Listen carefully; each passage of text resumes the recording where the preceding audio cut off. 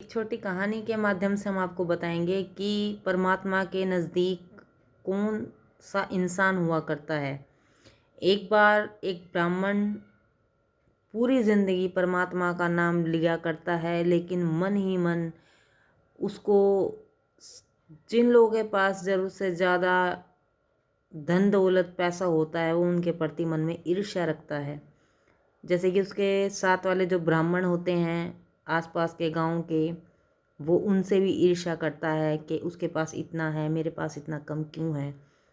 तो जब एक दिन उसकी मृत्यु हो जाती है तो वो परमात्मा के पास जाता है और वो परमात्मा से पूछता है कि भगवान, मुझे मेरे एक प्रश्न का उत्तर चाहिए। मैंने पूरी ज़िंदगी आपकी इतनी सेवा करी, इतने मन से आपके साथ मैं लगा रहा, और उसके बाद जब फल देने का वक्त आता था या जो फल आपको मेरे को देना चाहिए था वो आपने मुझे ना दे करके दूसरों को क्यों दिया।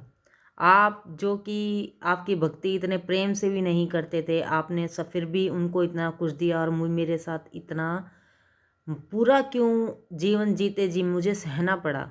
मैं आपकी इतनी भक्ति करने के बाद भी इतना अधूरा रहा कि मैं आपकी जो आपका जो फल मुझे मिलना था मेरे कर्मों का वो मुझे नहीं मिला।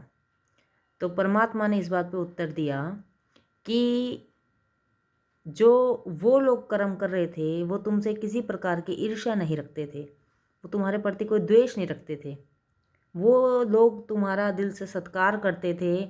और जबकि तुम उनसे ज़्यादा मुझे भजते थे, उनसे ज़्यादा मेरे को मानते थे, फिर भी तुम्हारे साथ ये सब इसलिए हुआ क्योंकि मैं सिर्फ उसी इंसान के नज़दीक रहा करता हूँ जो इंसान जिस इंसान में शक्ति होती है और उसके बावजूद वो दूसरों से बदला नहीं लिया करता। तुम मेरी भक्ति सबसे ज़्यादा करते थे, पर तुम्हें अपने अंदर का जो तुम्हारा अभिमान था वो हमेशा दूसरों को छोटा और तुमको बड़ा बताता था। और जबकि तुम्हें इस बात का अनुमान होना चाहिए था कि जिस जगह मान अपमान और किसी के प्रति द्वेष भावना ख़त्म हो जाया करती है, मैं उसी जगह वास करता हूँ जहाँ जिस इंसान के दिल में सच विराजमान होता है और जो इंसान अपना हर कर्म करते वक्त मेरे को याद रखता है।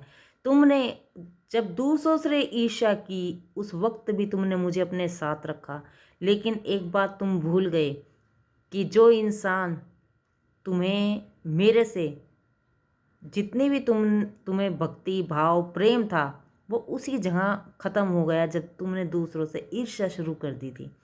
इसलिए अपनी ज़िंदगी में कभी भी किसी से ईर्ष्या मत कीजिए।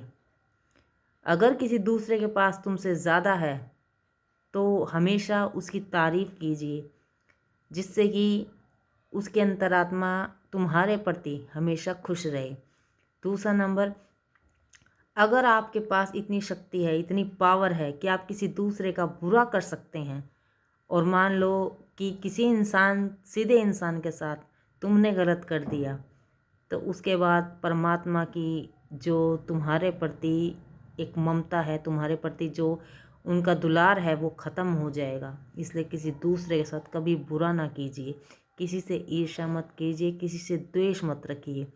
और अगर आपके पास शक्ति है तो उस शक्ति को बढ़ाइए दूसरों के लिए अच्छा करने के लिए। Thank you.